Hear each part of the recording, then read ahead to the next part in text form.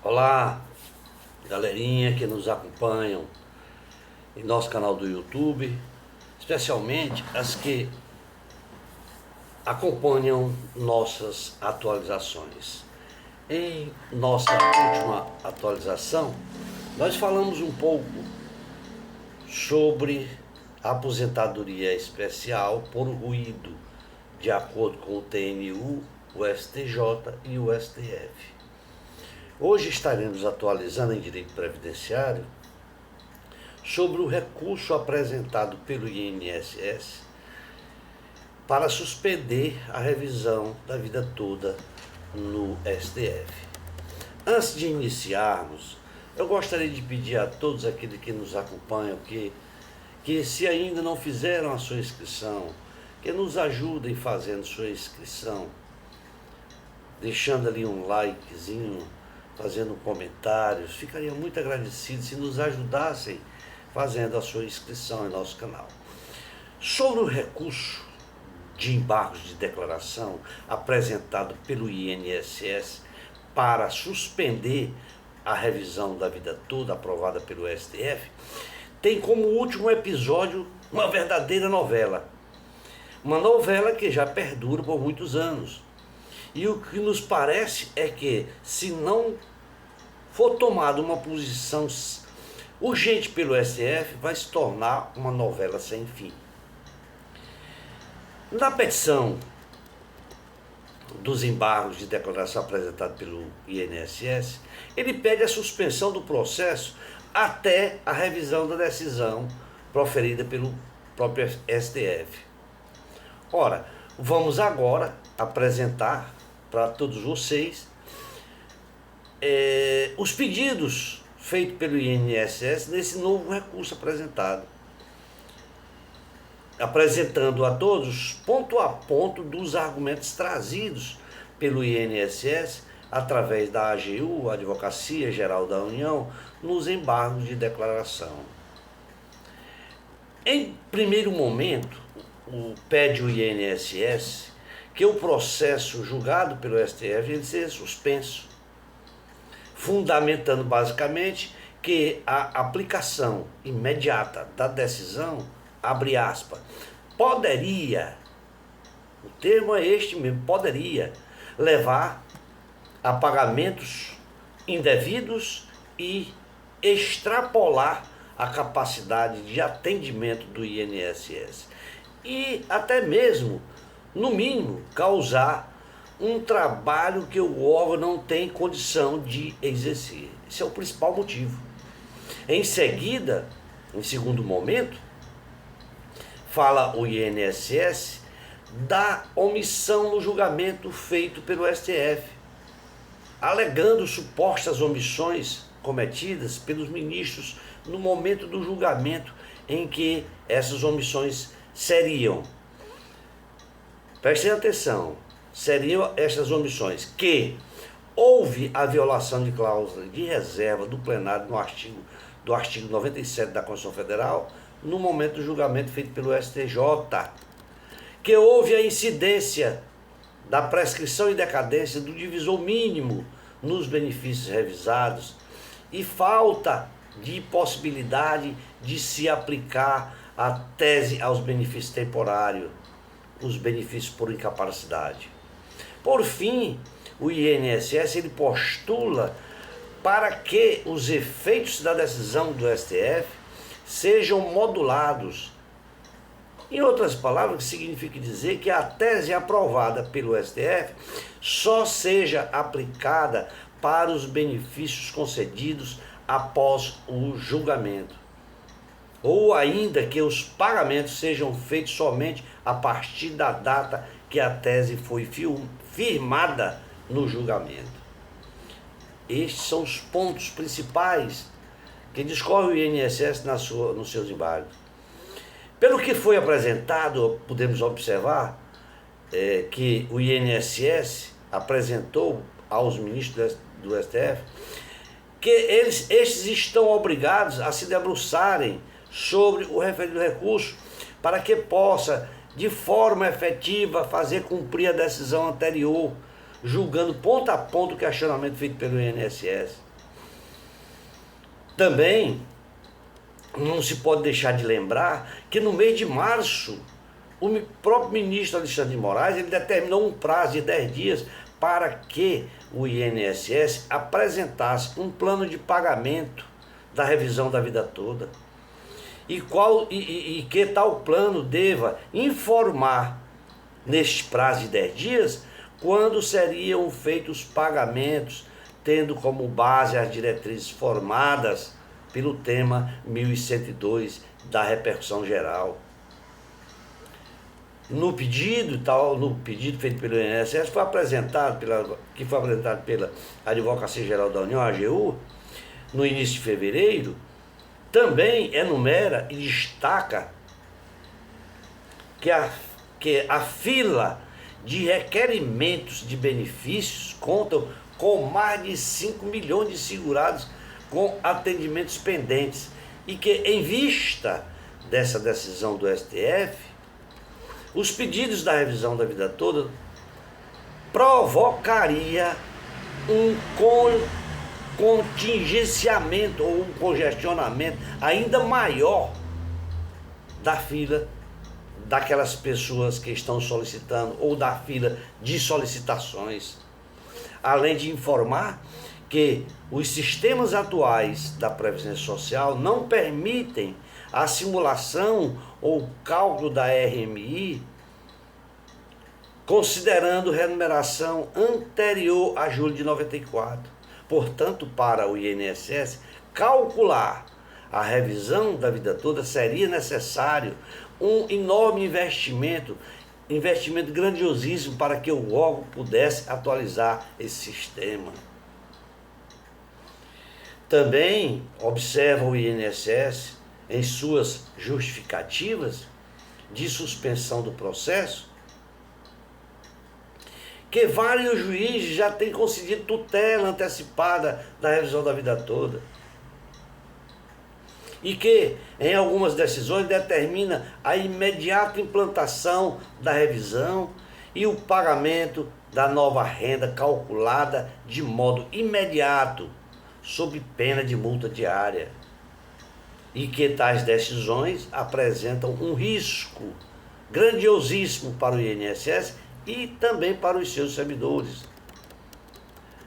Ora, muito embora estando suspensos todos os processos por força dos embargos apresentados pelo INSS, não podemos deixar de entender que em dezembro de 2022, o Supremo Tribunal Federal reconheceu a revisão da vida toda e que tal decisão está sendo considerada como um marco para a Seguridade Social e uma grande conquista do direito previdenciário brasileiro, visto que corrige uma injustiça praticada por longos anos aos seus segurados, ou seja, aos segurados do Instituto Nacional do Seguro Social, da Seguridade Social, o que, em tese, vem a garantir a utilização das contribuições anteriores a julho de 94, para que o cálculo dos benefícios previdenciários sejam concedidos pelas regras anteriores à Emenda Constitucional 103 de 2019, que é a reforma da Previdência. No entanto, também não podemos deixar de esquecer ou de mencionar que devemos aguardar, mesmo porque com a decisão favorável da Suprema Corte, através do tema 1102 do STF, grande parte dos magistrados federais seguem suspendendo os pedidos revisionais. O que entendemos é que tal entendimento desses magistrados é fundamentado na suposta necessidade do trânsito em julgado da decisão sobre os embargos do INSS. Em outras palavras, podemos dizer que os processos da vida toda devem seguir suspensos até o trânsito em julgado dos embargos. No entanto, também observamos que não podemos deixar de firmar comentários sobre o questionamento acerca da legalidade da suspensão, bem como da necessidade de se esperar pelo trânsito ser julgado. O que devemos observar é que o entendimento pacificado pelo Supremo Tribunal Federal dispensa-se a espera da publicação do acórdão ou do trânsito em julgado para o cumprimento imediato de suas decisões. Portanto, tal fundamento tem por base o princípio da eficiência, tem que ser estabelecido. Tal princípio ele preconiza celeridade na prestação jurisdicional. Então, se o condicionamento da retirada da suspensão dos processos ao trânsito em julgado da decisão, ele vai de encontro ao entendimento dos tribunais superiores. Tudo isso nós afirmamos observando entendimentos já destacados em diversas cortes julgadas. Senão, assim vejamos, direito, abre aspas, direito administrativo, agravo regimental e recurso extraordinário com agravo, legitimidade polo passivo, assistência à saúde, repercussão geral, insurgência vinculada contra a aplicação da sistemática da repercussão geral, possibilidade de aplicação imediata dos entendimentos firmados pelo plenário do Supremo Tribunal Federal em repercussão geral, que é o 1102. A existência de precedentes firmado pelo plenário desta Corte autoriza o julgamento imediato de causas que versem sobre o mesmo tema, independente da publicação ou do trânsito em julgado do paradigma. Precedentes, agravo regimental, a que se nega provimento. É um agravo regimental 930-647, lá do Paraná, tendo como relator o ministro Roberto Barroso. Nesse mesmo sentido, o Superior Tribunal de Justiça também possui precedentes consolidados quanto à desnecessidade do trânsito em julgado. Vamos ver um acórdão? Embargo de declarações, aplicação de tese firmada em recurso repetitivo, ausência de trânsito em julgado irrelevante, precedentes, matéria é exaustivamente analisada, impropriedade da via eleita. Nos termos de diversos precedentes da Casa, a ausência de trânsito em julgado não impede a aplicação de parágrafo firmada no rito do artigo 543-C do CPC.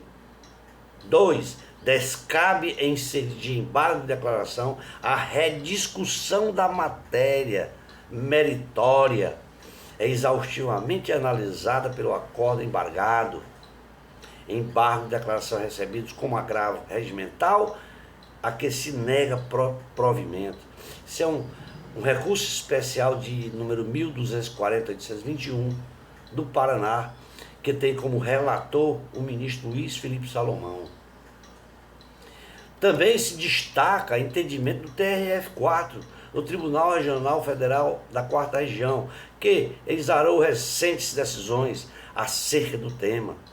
Conforme julgado, além de ter a observância obrigatória e vinculante, certo? A tese é firmada no recurso repetitivo por ser um mecanismo processual que prescinde de trânsito em julgado para aplicação imediata da orientação nele firmada. Logo pode se aplicar desde então. Vejamos esta emenda. Emenda previdenciário, processo civil, revisão da vida toda, temas 1102 do STF, desnecessidade do trânsito em julgado, revisão do benefício, consectários, índice e atualizações monetárias. O segurado que implementou as condições para o benefício previdenciário após a vigência da Lei 9.876, de 26 de 11 de 99, e antes da vigência das novas regras de optar pela regra definitiva, caso esta lhe seja mais favorável, tema 1102 do STF. 2. A tese firmada no recurso repetitivo é mecanismo processual que prescinde de trânsito em julgado para aplicação imediata da orientação nele firmada. 3. Considerada a eficácia mandamental dos provimentos fundados no artigo 497, caput do Código de Processo Civil, e tendo em vista que a decisão não está sujeita, em princípio, a recurso com efeito suspensivo, é imediato o cumprimento do acordo quanto à revisão do benefício devido à parte autora, a ser efetivada em 30 dias. 4.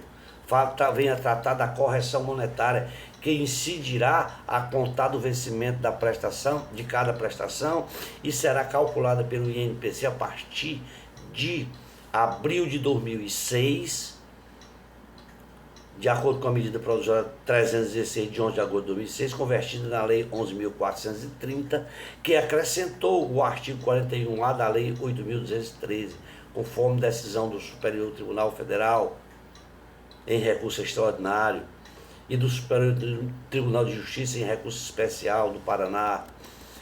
Ora, observamos, portanto, lendo essas decisões, que é evidente a necessidade de publicação ou trânsito em julgado do acordo para o cumprimento de decisões do Superior Tribunal Federal, de forma que a suspensão da movimentação dos processos de vida toda após o julgamento favorável pelo STF é ilegal e não deve ser admitido pelos autores das demandas revisionais. Muito embora o processo, ele estando suspenso, o pedido ele deve ser dado prosseguimento, conforme o entendimento pacífico dos tribunais superiores, bem como das recentes decisões do Tribunal Regional Federal da 4ª Região. Cumprido também se destacar que o simples pedido de reconsideração da suspensão não vai interromper e nem suspender o prazo para a interposição do agravo. Portanto, caso protocole o pedido de prosseguimento do processo suspenso e este acabe sendo indeferido pelo juiz, cabe recurso, conforme prevê o artigo 1037, parágrafo 3º, 13º do CPC, em sendo um agravo instrumental, se o processo estiver em primeiro grau, e agravo interno, se a decisão for de um relator, através de acordo.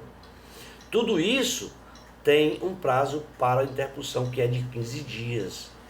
Portanto, todos devem pedir o procedimento do seu processo.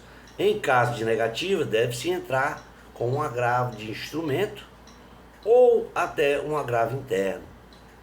O agravo de instrumento, se estiver em primeiro grau, primeira instância, e agravo interno se for de um relator da segunda instância, né? Se o processo estiver em segunda instância. Portanto, o que informamos a todos é que este assunto desse recurso interposto pelo INSS não vai atrapalhar. De uma forma ou de outra não atrapalha, porque você tem recursos para se socorrer perante a Justiça Federal se o seu processo está parado.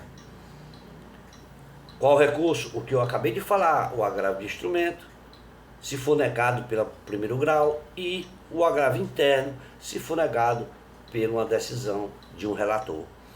Portanto, cabe esperar? Cabe. Somos obrigados a esperar a decisão do STF. No entanto, nós temos este recurso que podemos usar para que possa se dar prosseguimento aos processos que se encontram parados na Justiça Federal. Vamos ficar por aqui. Esperamos ter contribuído com todos vocês de uma forma ou de outra, com o entendimento deste recurso. Este é o segundo vídeo que eu posto sobre esse recurso, fazendo atualizações e informando a todos. E para que não fique muito cansativo para todos vocês, nós entendemos que o vídeo deva transcorrer no máximo 20 minutos, 22 minutos, 23 minutos, até no máximo 25 minutos. Portanto, vamos ficar por aqui e esperamos contar com todos vocês em uma próxima atualização. Forte abraço e até lá.